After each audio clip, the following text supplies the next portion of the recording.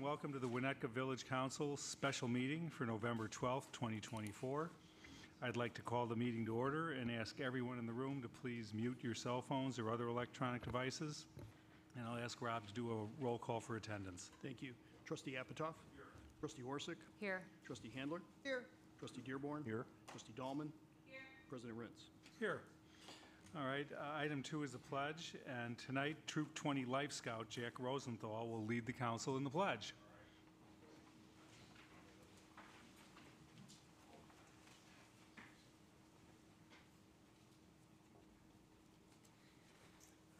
I pledge allegiance to the flag of the United States of America and to the republic for which it stands, one nation, under God, indivisible, with liberty and justice for all.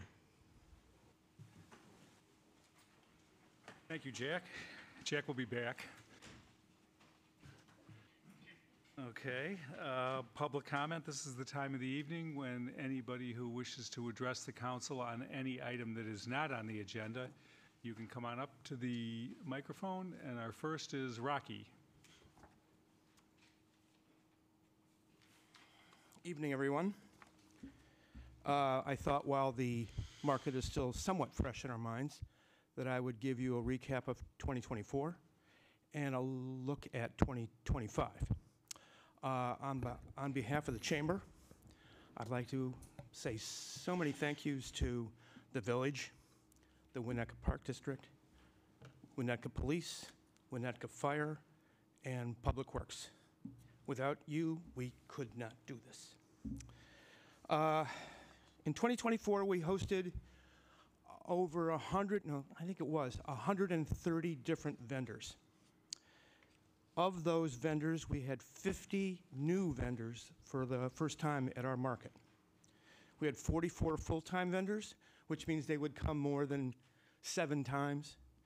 The rest were all part-time vendors. We hosted 25 member merchants that took advantage of the perk as part of their membership to display their wares at the market. And we also hosted 25 not-for-profits. And they had their own day on October the 7th. We'll do that again and again. In 2025, we want to make more use of the park because we think that our market will continue to grow. One of the reasons is this year we went online with our application, and that's why we had 50 new vendors. We'll have more next year. We would like to have more live music. Boy, if we could get that on a weekly basis, that would be wonderful. Put it in the park. And I took a poll in the last 2 weeks of the market, and of the vendors that were there, 90% have already committed to next year. So that's it. Thank you again. And if you have any questions, I'll try to answer them. Sure. Thanks, Rocky. Any questions for Rocky tonight? Just a thank you. I know I know how much work it is at that joint and juggling those vendors and keeping it going. So it's no small feat. So we really do appreciate the energy it's brought to the village and the kind of the excitement every Saturday. Something to do for the I know with my daughter and my 2 granddaughters that are here, something they'll always come and see me in the morning on when I'm working the Looking for a 20. looking for a 20. I wish it was only a 20. But thank you again. I mentioned part-time vendors before. That differentiates us from a number of markets on the North Shore. I don't think Wilmette allows them. I know Evanston doesn't. And it's more work for us, but we think it creates a better market. We are also dog-friendly, as most of you know, and we hosted somewhere between 1,500 and 2,000 dogs this year. Wow. Terrific. So we're very happy. Again, thank you very much. All right. Thanks, Rocky. Ted.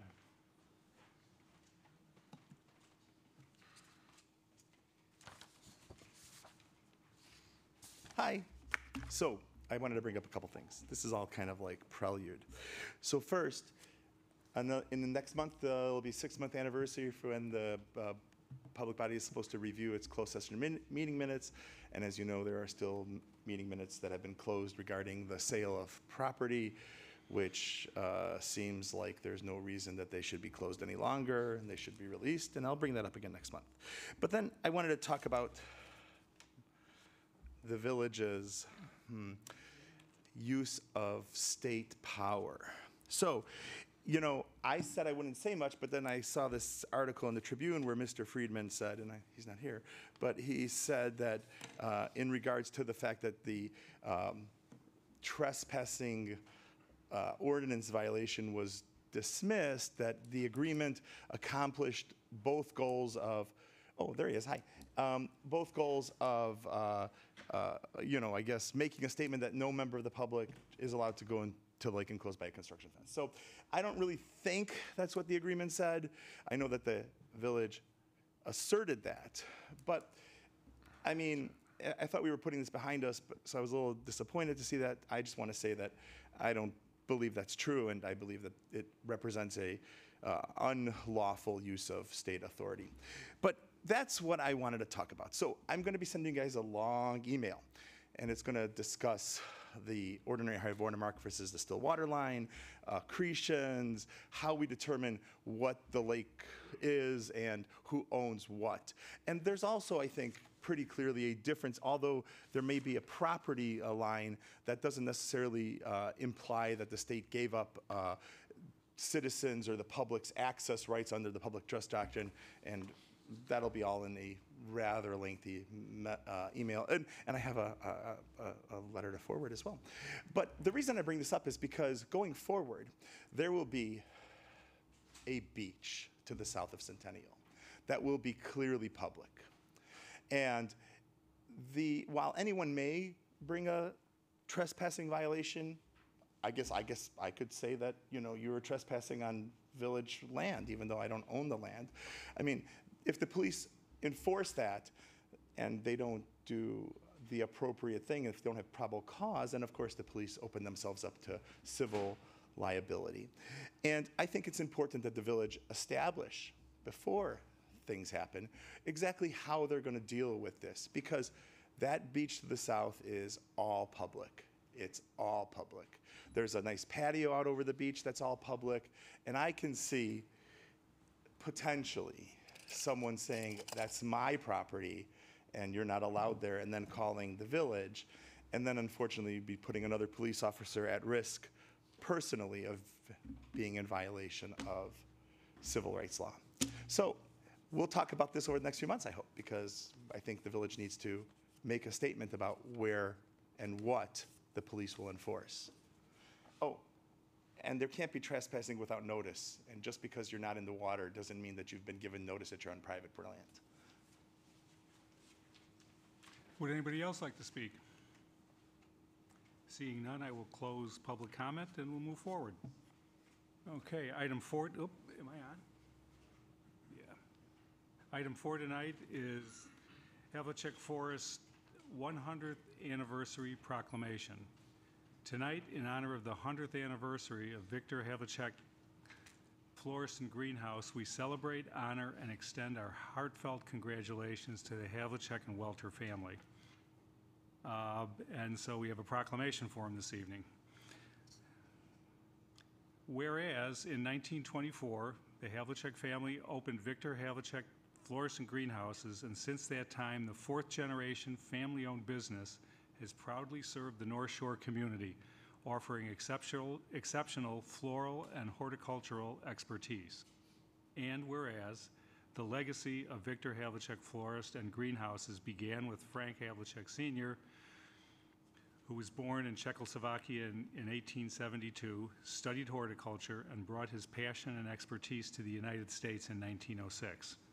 And whereas in 1944, Frank Havlicek Sr. purchased 4 acres of land in Wilmette, including the greenhouse of Frank Felke, thereby establishing his own flourishing business and pioneering the introduction of new plant varieties from Europe and the North Shore market. And whereas the expansion of Victor Havlicek Florist and Greenhouses to Winnetka in 1948 marked a milestone, with new hand-cranked greenhouses and a retail store at 746 Green Bay Road, becoming a cornerstone of the local community. Whereas Frank Havlicek Sr.'s granddaughter, Grace Welter, along with her sons Bill and Tim Welter, continue to nurture and expand the family legacy, specializing in the cultivation of geraniums, orchids, succulents, and an exquisite array of floral arrangements, seasonal plants, and home and garden accessories. Whereas Victor Havlicek Florists and Greenhouses has enriched the village of Winnetka with a century of botanical artistry, community spirit, and dedication to the horticultural excellence. Now, therefore, be it proclaimed that the village of Winnetka celebrates and honors Victor Havlicek Florist and Greenhouses on its momentous 100th anniversary, recognizing its profound impact on our community and extending heartfelt congratulations to the Havlicek and Welter family for their enduring commitment to beauty, innovation, and service. Thank you so much. Do we have a plaque? No. Are the Welters here this evening?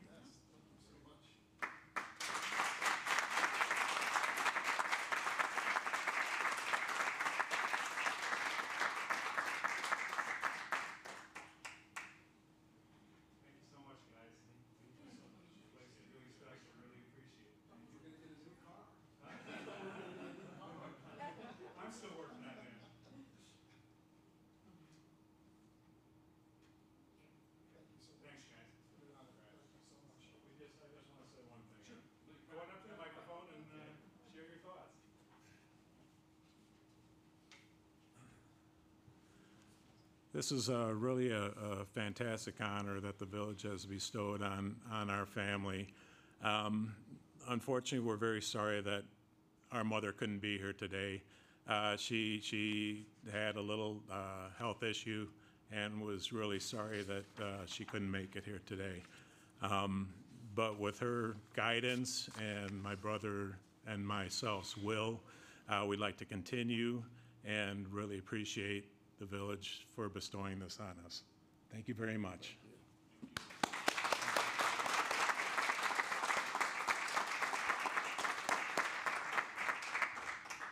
All right, may I have a motion to approve the proclamation? That's a voice vote. All those in favor? Aye. Opposed? That motion carries. So now that thing that you got in your hand is legitimate.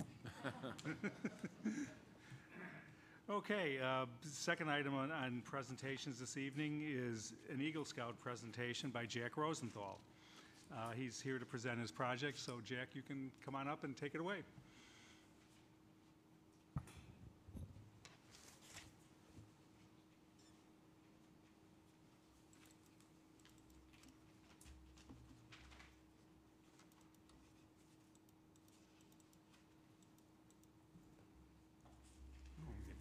Get a show, huh?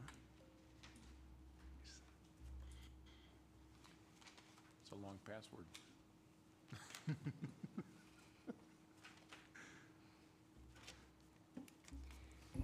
President Rintz, trustees, and staff, it is a great honor and privilege to stand before you and present my Eagle Scout project. My name is Jack Rosenthal, and what you see on your screens is a website that I created, which is in part to my Eagle Scout project, which is a physical display and a website. Now, the entire project focuses to further memorialize 94 of Winnetka's veterans who paid the ultimate sacrifice in the service of their country. And to do so, this website highlights every single one's life. And right here is our home page. And the first thing you see are all these flags decorating the Cenotafh's lawn on the village green, and I have a sample of Winnetka's Christ Church Choir singing the Star Spangled Banner.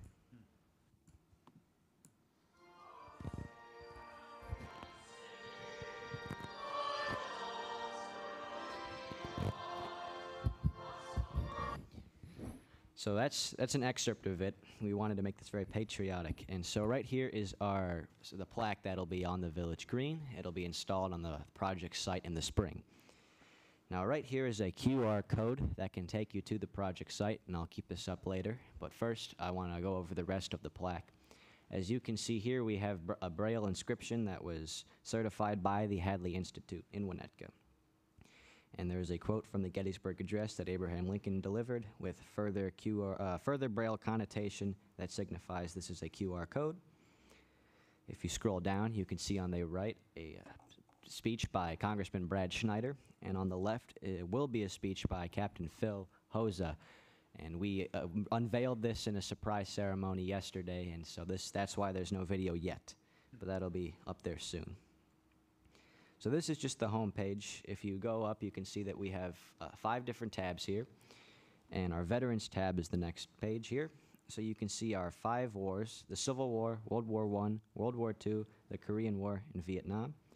I'm going to focus on World War II, but before I do that, I just want to, almost forgot this, there are 8 stars on the plaque on either end, which you can see there, and they each symbolize a branch of the armed services. World War II. The first thing you see are the faces of every single veteran that fought and died in this war from Winnetka.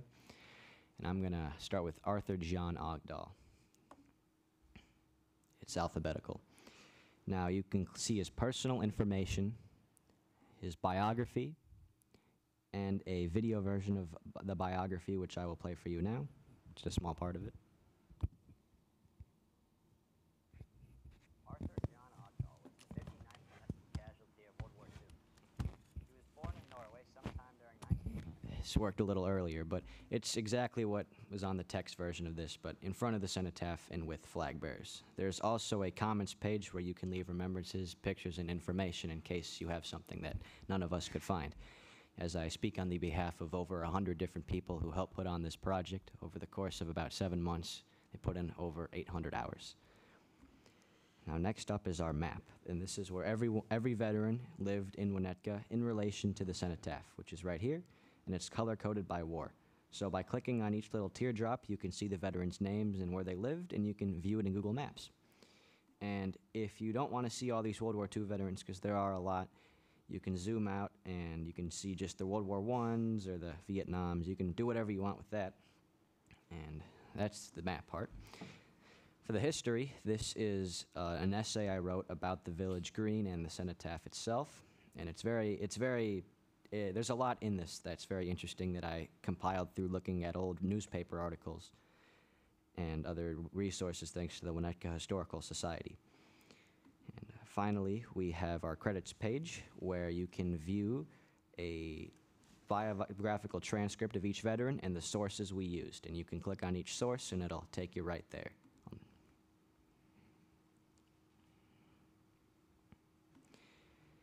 And of course, there is a complete list of credits. So I'd like to thank the Winnetka Park District, the Winnetka Historical Society, the Hadley Institute, which now goes by Hadley, Christ Church of Winnetka, CSOS Inc., of course, everyone who researched this and who are on-screen actors. The asterisks to the left of each name indicate that they are an active member of Winnetka's Troop 20. My off-camera help. And of course, special thanks to the Winnetka Public Library, the Wilmette Public Library, Nutria VFW Post 4831, Nutria Township High School, Mr. Charles Linford, those who did not get mentioned or personally thanked, those who wish to stay anonymous, and of course, all who have served in and sacrificed for our country's armed forces. I'd be happy to take any questions. Thank you, Chick. Any questions? I have one question. First of all, it's awesome. Thank you. Very nice way to memorialize our citizens that died. How did you put together, this is a very professional looking website. Thank you. How did you put that together? Did you do that yourself? Did you have help? Like, how does one make one that's this interactive?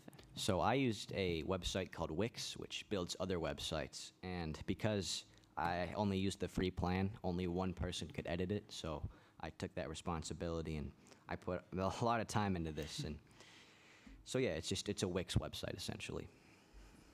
What gave you the idea to do this, to get off video games and say, I'm going to do this, and put Sure. this much time in? That's So great. I've been in this troop since 2018, and about twice or 3 times a year, we always meet at the Village Green for a ceremony. And I'm a big history buff, and I'd be setting up flags by the cenotaph, and I'd just be reading these names in passing. And I'd be very curious about who they are, and I'd look a few of them up, and I'd say, oh, these guys are really interesting.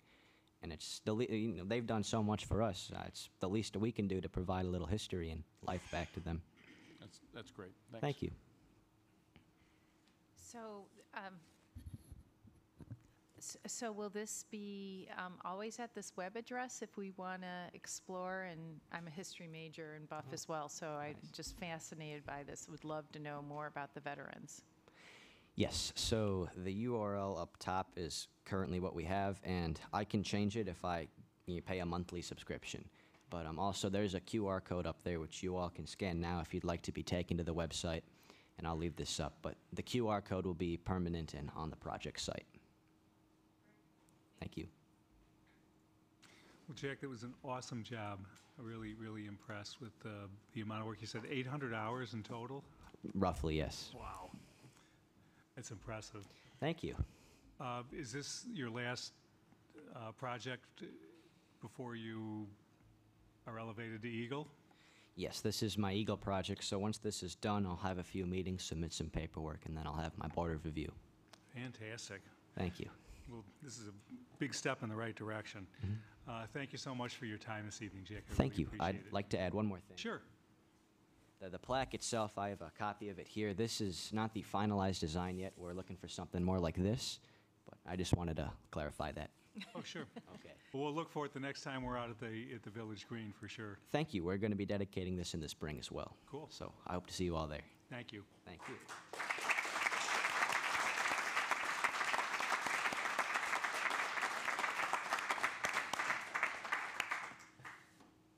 That's what makes it worthwhile coming out on a Tuesday night.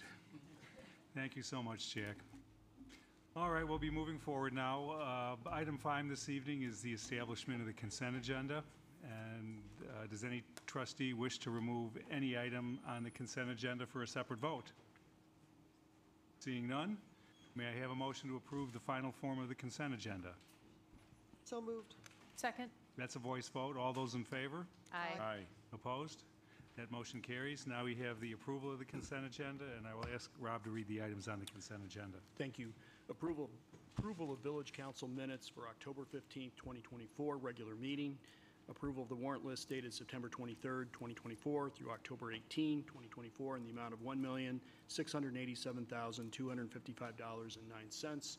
Resolution number R82, 2024, indemnification for use of IDOT sidewalks along Illinois Route 131, Green Bay Road, between Tower Road and Scott Street, between November 13th and January 3rd, 2025. Great, thank you. All right, may I have a motion to approve the consent agenda by omnibus vote? Second. That's a roll call vote. Trustee Dahlman? Yes. Trustee Orsic? Yes. Trustee Handler? Yes. Trustee Dearborn? Yes. Trustee Apatow? Yes. That motion carries. Thank you. Moving forward, item 7, ordinances and resolutions. Our first one this evening is ordinance number M12, 2024, granting a variation from the Winnetka zoning ordinance to allow for the construction of an addition to an existing residence within the R4 Single Family Residential District. This is 595 Elm Street, and this is up for introduction and possible adoption. Okay, tonight council will consider a request by the applicant to approve construction of an addition to an existing residence. And our Community Development Director, David Schoen, is here to review. Yes, good evening. So quickly to review this item, the property is located at the corner of Elm and Walnut Street. It's a corner lot. It's zoned R4 and is surrounded by similar zoning. This is an image of the house as it exists today. The proposed addition will go in this location. They're adding a second floor primary bedroom suite. So the request this evening is for a side yard setback. Currently, the garage is non-conforming in terms of its location, and they plan to keep the same footprint, but given that they're going up, that requires a similar variation. So that's what's before you this evening. In the packet, we provided information in terms of the floor plan showing what the addition would consist of. This is an image showing the elevations from the south and also from the west of the proposed addition. What I would note is this property Also applied for and received the building bonus for historic property. So this is the first one that has received it, that has submitted a building permit. There have been 3 properties that have applied and received approval as significant properties and are eligible for the bonus. They are taking advantage of some of that bonus with this addition, thus not needing a variation for that. So all they need is the variation for the setback. The zoning board reviewed this at their October meeting, received no comments in writing or at the hearing, and then by a vote of 7-0, the ZBA recommended approval of the side yard setback. I'd be happy to answer any questions. Questions for David? And David, if I read it correctly, the setback is already, it's not conforming, Correct. so it's not expanding the variance, it's Yep. maintaining it. Yeah, good. Others? No neighbor issues have come up since zoning? No. Nothing, okay. Okay, since we don't have anything up here, I'll open to the public. Would anybody from the public like to speak on this item? Hearing none, I'll bring it back up. Any comments or acclamations? Whereas? Well, I think it's great that the process worked with Yeah. the BFA bonus. It's great. Yeah, I mean, this is what we wanted, right? Preservation of historic buildings, creating the opportunity for people to modernize them. Just so thrilled, right? Kudos to the owners. Good job. So are we interested in waiving intro tonight? Yes. Over here, okay, good. Then we'll go down that path. Do I have a motion to waive introduction of ordinance number M12, 2024? So moved. Second. That's a voice vote. All those in favor? Aye. All those opposed? That motion carries. Now we'll move forward. May I have a motion to adopt ordinance number M12, 2024? So moved. Second? And that's a roll call vote. Trustee Handler, Yes. Trustee Dahlman, Yes. Trustee Apatow, Yes. Trustee Orsick, Yes. Trustee Dearborn. Yes. That motion carries. Thank you. And is the owner here? Oh, hi, Haley, how you doing? Well, good luck.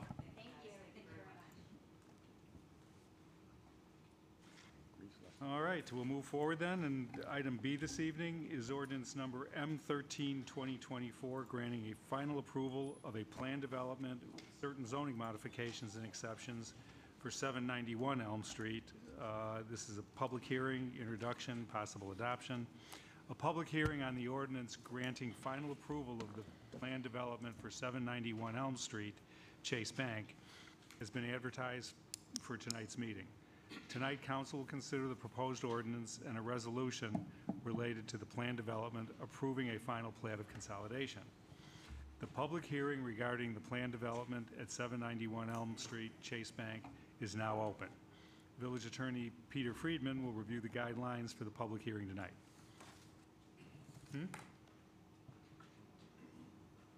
No. I'm just reading off the script.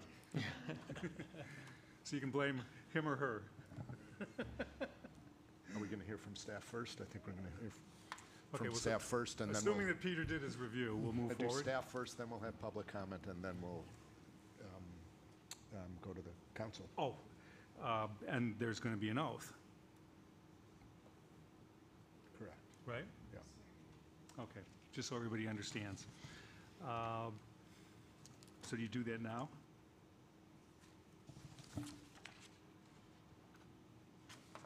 Okay. Who swears him in? Okay, anybody who wants to speak this evening, this is the first time I've ever done this. Yeah, I know, but I've never sworn people in, so this is a new experience. All right, anybody who wants to speak on this item tonight, can you please raise your right hand? Okay. Do you solemnly affirm that the testimony you're about to give tonight is the truth, the whole truth, and nothing but the truth? Okay. Thank you. All right, David, it's back to you, I guess. Okay.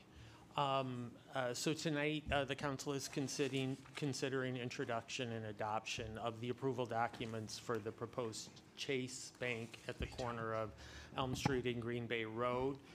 The council's consideration of the final submittal is determined if the applicant's final plan for development conforms substantially to the approved preliminary plan.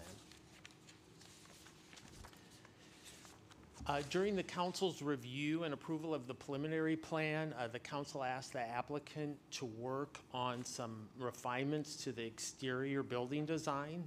The applicant has responded to the council's request, and those proposed changes are incorporated into the approval documents, and the applicant has a short presentation to go over those changes with the council and the public this evening.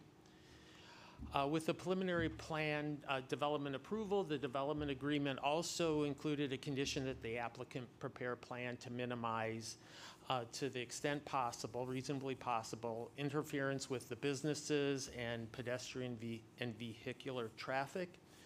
After several discussions with the applicant and their development team regarding the initial plans to start construction before the end of the holiday season, the development team has agreed to wait until after the first of the year to begin construction activity. The Chase team then worked with staff and then also the development team for the Engel and Volker project to develop a construction logistics plan to minimize the impact of these two construction projects on the businesses and residents that live on the block. In particular, the issue of needing to close the alley for parts of the construction timeline.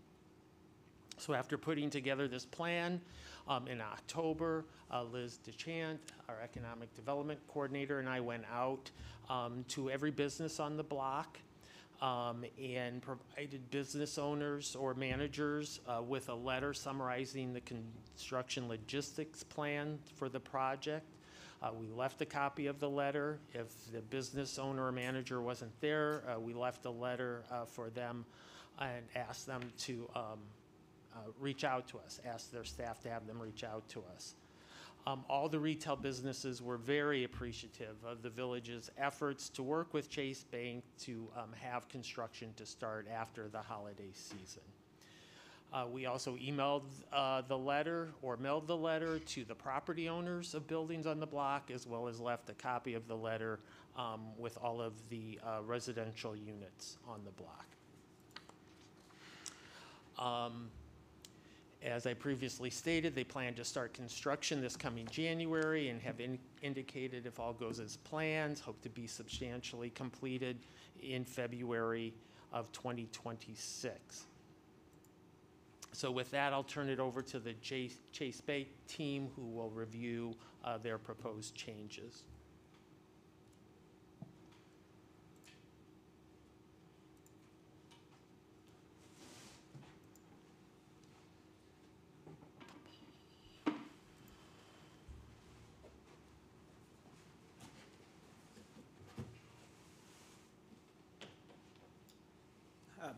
Good evening, everyone. Nice to see you all again. Thank you for the time this evening. Tonight we're going to keep it relatively brief in reviewing some of the changes. I think we've all become very familiar with the project over the course of the past 2 years. I do want to thank you guys for all of the time that you've spent giving us guidance. It's not every day that we get the opportunity to build a building so bespoke to a community like this. So we do really appreciate all of the attention that's been given to the project. As you guys are very familiar with, the building very much is meant to be rooted into the community at this such prominent corner. You guys, I believe, are aware of all of the measures we've taken to kind of maintain that consistency around the limestone, which we have here to share with you today. I'll just jump right to kind of a recap of the changes that we've made.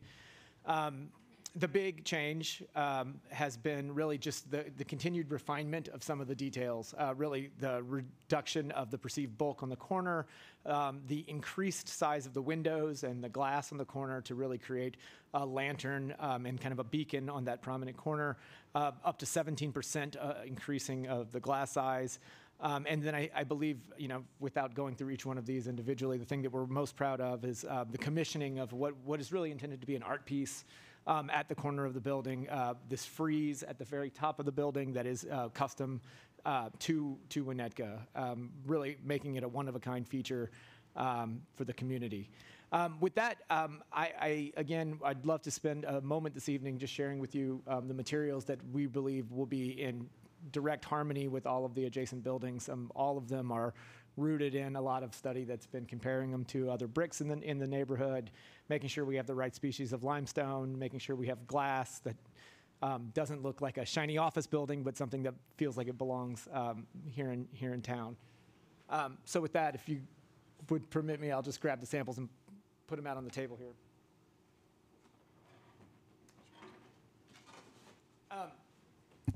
Starting with the star of the show, I suppose, is the brick.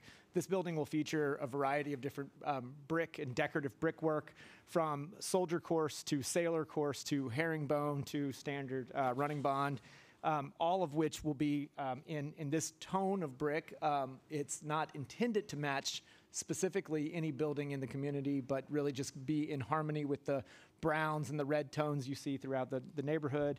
It does have quite a bit of depth to it, so there's a variety of different color bricks in the mix, ranging from this darker kind of brown one here to the more standard red color.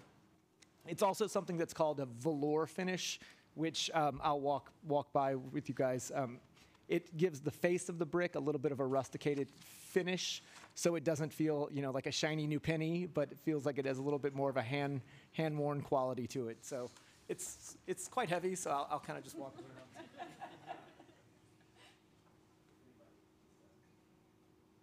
You can see the texture on the brick. It's not that flat, smooth finish.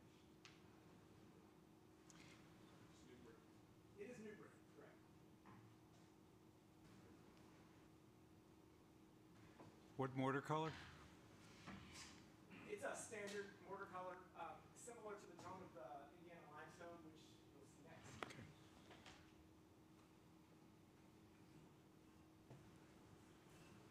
The base of the building up to the 16-foot height mark, really the entire first floor is clad in a standard Indiana limestone, matches the limestone that is around the surrounding community.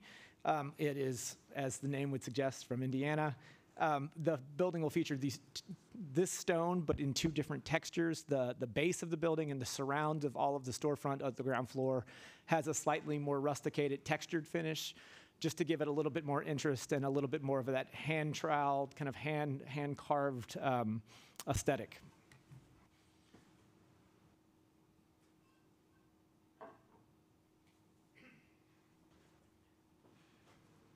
There's very little exposed metal on the building. It's really just at the entry canopy and some of the accents at the corner.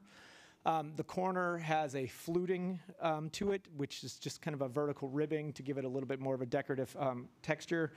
Rather than just pick a standard paint finish, we've opted to use an anodized aluminum to give it a sense of a bronze color.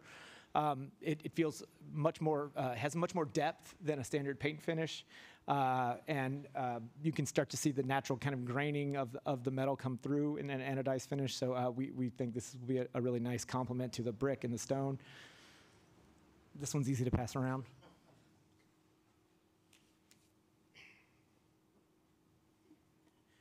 And last but not least, the glass. We have a really high-performing glass. This is a very nice piece of glass. It's what we refer to as kind of a low iron glass, which, if you're familiar with the old Coke bottles and that green tint that you might have remember, this is kind of an upgrade from that to kind of eliminate as much of that green as possible. It's also a low reflectivity, again, making sure that this glass feels more in keeping with the standard uninsulated kind of single pane glass, which you see in a lot of the buildings around town. This is an insulated piece of glass, high performing. It's a very high performing building and very environmentally friendly, but still gives you that, more just the appropriate aesthetic.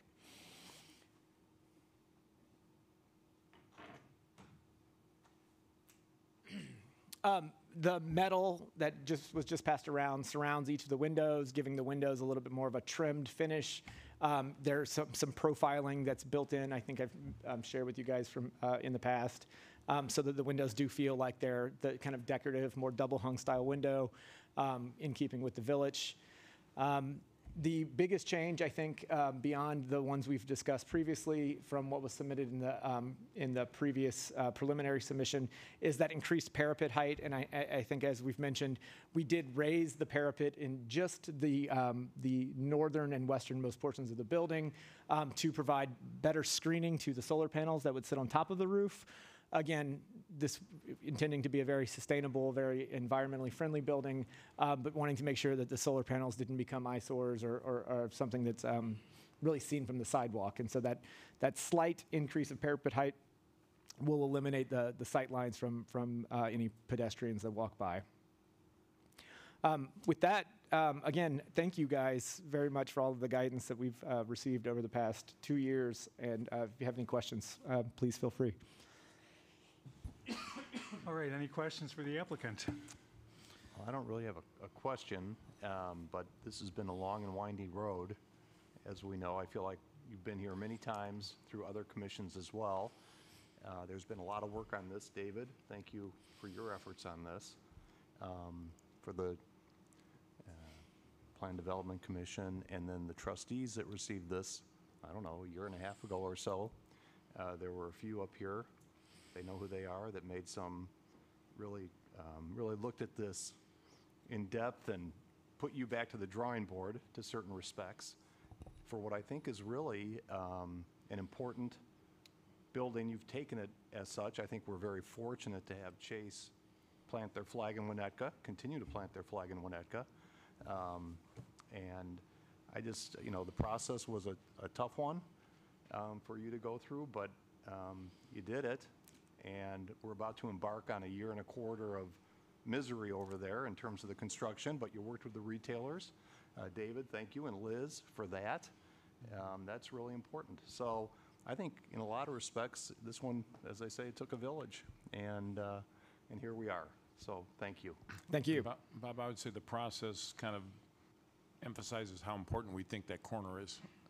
And we hope, I know we all saw it before, and we think it's great, and I hope you guys think you feel good about it as well with what your final product is going to be.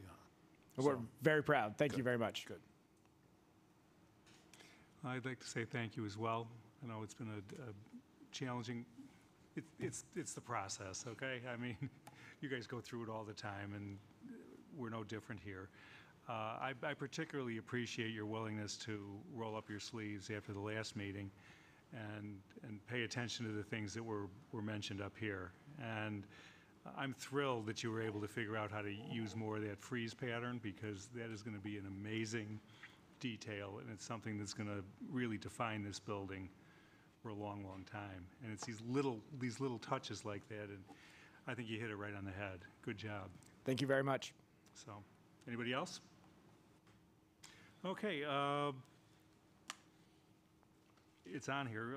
Anybody, are we up for waiving intro on this? Okay. Oh, getting whispers here. First, I have to declare the public meeting closed. So the public meeting is now closed. Public hearing, sorry. You only got 6 more months of this, Peter, so don't worry about it. Bob will be easier, I think, so. Okay, now I lost my place. Public comment. Would anybody like to speak on this evening? Great. Now I'll move forward. Do I have a motion to waive introduction of ordinance number M13, 2024? So moved. Second? That's a voice vote. All those in favor? Aye. Aye. Opposed? That motion carries. Now may I have a motion to adopt ordinance number M13, 2024? So moved. Second. And that's a roll call vote. Trustee Handler? Yes. Trustee Orsic? Yes. Trustee Apatow? Yes. Trustee Dahlman? Yes. Trustee Dearborn? Yes. Okay, and then moving forward on that same item, may I have a motion to adopt resolution number R36, 2024? This is the approving of the final plat. So moved. Second. That's a roll call vote. Trustee Apatow? Yes. Trustee Handler? Yes. Trustee Dearborn? Yes. Trustee Dahlman? Yes. Trustee Orsic? Yes. That motion carries. Thank you. All right. Good luck, guys. It's good. Thank you all very much.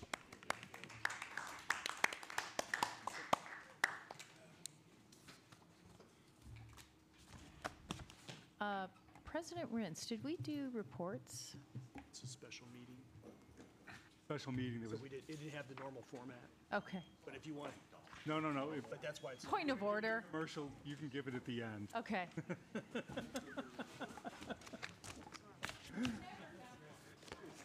It's not on my, It is, different agenda format. huh? Who did? Combine the two? Study session? So it's really study session. Yeah. We still have some work to do here, Rob. We'll be back on the 19th. Next week. New business. What do you expect? Let's nudge your way in there. Beautiful, the metal on the windows. Yeah. But you got it next week, too. Okay, now that we've had a little break, we'll move forward on to item 8 this evening, which is old business, the 2025 proposed annual budget follow-up. On November 1st, 2024, the 2025 proposed annual budget was presented by council. Tonight, staff will provide a summary of the changes identified to the budget prior to the public hearing regarding the proposed budget on November 19th. We get to do another public hearing next week. I'm so good at it. We should all be looking forward to it. All right, Tim's going to take it from here. Good evening. Staff presented the 2025 proposed annual budget 5-year CIP at the November 1st Village Council Budget Review meeting. And during the all-day council review of the budget, there were a number of changes to the budget that were identified. Included in the packet is a memo that summarizes those changes and the impact to the budget. So I'm here to just summarize those impacts. So the following changes have been made and will be incorporated to the final proposed budget document, which will be brought back to the council and formally introduced at the November 19th meeting at the public hearing. So as discussed, we removed the 1% home rule sales tax from the budget, and staff committed to further analyzing the impacts of a home rule sales tax and will review with council again at a future study session in advance of the 2026 budget. Also, as discussed, we restored the $1.1 million transfer from the general fund to the Business District Revitalization Fund. And if you recall, that $1.1 million had been identified as a funding source for the Enhanced Public Safety Initiative, which increased sworn officer staffing and overnight security services totaling $872,500, with the remaining $227,000 dedicated towards capital. Council voiced support for keeping those initiatives in and directed for a find an additional funding source. So the funding sources that we had identified at the council meeting was eliminating the additional transfer of $550,000 from the general fund to the Business District Revitalization Fund. And council also provided policy direction to staff to change the funding contribution to the police and fire pension funds. Council directed staff to match IMRF's assumed rate of return used to calculate pension contributions, and by matching IMRF's rate of 7.25%, pension contributions are reduced in the 2025 budget by $629,000. It should be noted that the village only changed the assumed rate of return and continue to utilize all of the other assumptions that are recommended by the pension funds, including targeting a 100% funding status and an amortization period of a 15-year rolling amortization. IMRF is in year 2 of a 5-year plan to get to a 15-year rolling amortization and expected to be at that rolling amortization by 2028. So had the village reset and matched all of IMRF's assumptions, the decrease in funding to the public safety funds would have been more significant. So by only matching the 7.25%, it was a softer hit. Finally, at council direction, staff has adjusted the proposed property tax levy from a 3.4% increase down to only a 2.95%. To do this, staff identified that there would be an expense reduction of approximately $70,000 necessary to balance the budget. And for that, staff has reduced the contingency expense budget from $300,000 to $230,000. That is a summary of all the changes that were identified at the all-day public review of the budget. The next steps in the budget process are to formally introduce the budget and corresponding resolutions and hold a public hearing on the budget. This will take place on November 19th, and all of the identified changes that we discussed are currently being incorporated into an updated budget document, which will be posted online in advance of the public hearing. And we anticipate bringing forth the final budget for council approval at December 3rd council meeting. So with that, if there's any additional questions or input on the 2025 budget, I'd be happy to answer any questions. I just have one, you and Rob have had a chance to digest this for a week. Any concerns, thoughts? You feel comfortable? We're comfortable. Okay. Yeah. Okay. Just want to make sure. We're able to continue to make progress in the capital fund. Yeah. We're making progress in public safety. Right. So I think those were two critical initiatives that needed to continue. So we still have homework to do in the coming year in terms of how do we sustain the business district fund. And we can look at what was proposed as well as some other options, and council can weigh in. Maybe we could look at this prior to a mid-year review, like maybe beginning of the second quarter would be a good time to look at it. So we'd have enough time to engage stakeholders. It's a good idea. Great.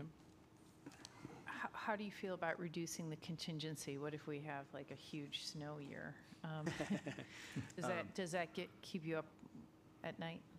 No, look, it's manageable, I think. Yeah. If things really go sideways, we go into unrestricted fund balance. We hope that never happens. It hasn't happened on our watch, but if it does, as we've said before, we're in a position of financial strength, which is where you want to be as a community our size and scale. So we're okay. I think the residents will appreciate the fact we're not going to the max. We do our best to make sure we watch our pennies, and the fact we're not going to the max is really appreciated that you guys are figuring it out. Thank you. Thank you. Thanks, Tim. Good job. I think we're just about there. All right, item 9, new business, there's none. Item 10, closed session, there's none. Oh, did I miss something? Oh, wait. Closed session, there is none. Item 10B, Tina's report. Okay, well, this is only, I forgot we can talk about it next week too. But I just wanted to put a plug in for the Chamber of Commerce. They had a meeting this morning. Unfortunately, I couldn't attend because I had a last-minute work conflict. But the Red Invitation yearly sale is kicking off this year. So this is my infomercial. It's going to be Friday, December 6th, Saturday, December 7th, and Sunday, December 8th. We have 77 participating merchants. So, they're going to be open all weekend as well as Sunday. So I think 55 of those 77 are in the village of Winnetka. So get out there and support our local businesses. So anyway, that's my infomercial. Thank you. Great. Thanks, Tina. Anybody else want to say anything? No report. Okay. All right, item 11 is adjournment. May I have a motion to adjourn? So move. Second. Voice vote, all those in favor? Aye. Opposed? We stand adjourned. Thanks.